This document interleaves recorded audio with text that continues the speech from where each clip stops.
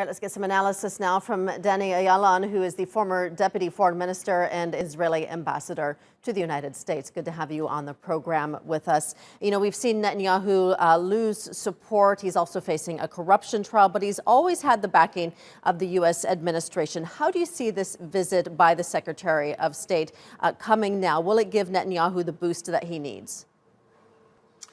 Well, I think when you look at the scale of things in a grander way, interests, the national interests, security interests of the United States and Israel, and also I would say political interests of President Trump, towards the upcoming election, is that the priority is for stability and more peace in the Middle East. So the issue of the settlements and the sovereignty over them is lesser in the list of priorities, and I think this is why Netanyahu had no choice but to acquiesce with President Trump. And I think for both of them, annexation or sovereignty now would not have yielded any benefits, especially as you mentioned in your program, your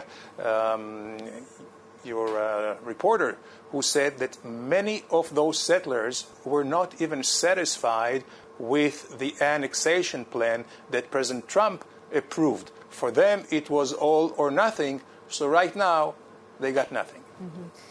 Mike Pompeo, the U.S. Secretary of State, this is the beginning of his 5-day Middle East tour. He'll be visiting other regions, countries in the region, in an effort to enlist support for establishing diplomatic relations with Israel. Do you think that he'll be met with success in that effort following Israel's normalization peace deal with the UAE? And which countries do you think would be most likely to make peace with Israel?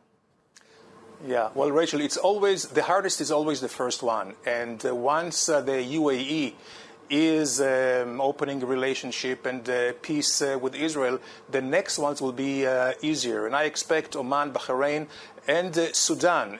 All those countries are now, Sudan certainly under the new regime that replaced former President Bashir, they look at their interests, and the first and foremost is defense against the Ayatollahs in Tehran. So in that sense, they're doing a good move from their point of view. And also, there is this issue of technology. The area is undergoing climate change as well, and possibility of really heat waves that will come in 15, 20 years will be unbearable. So you will need the food security, the water availability, affordable energy. All these things can really be introduced with this great cooperation between Israel and the Gulf countries. Mm-hmm.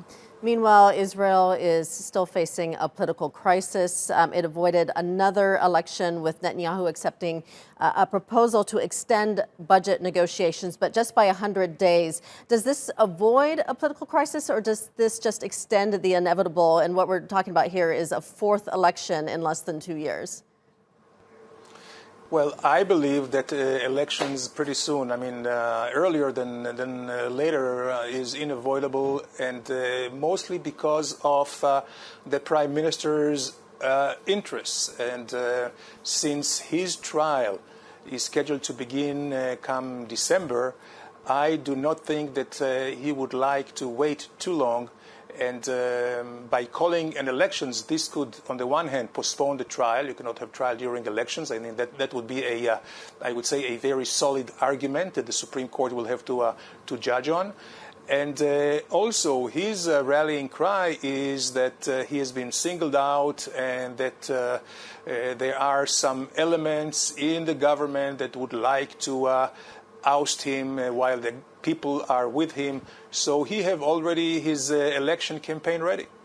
All right, and we're going to leave it there for now. Danny Ayalon, former Deputy Foreign Minister and Israeli Ambassador to the U.S. Thank you so much for your time today.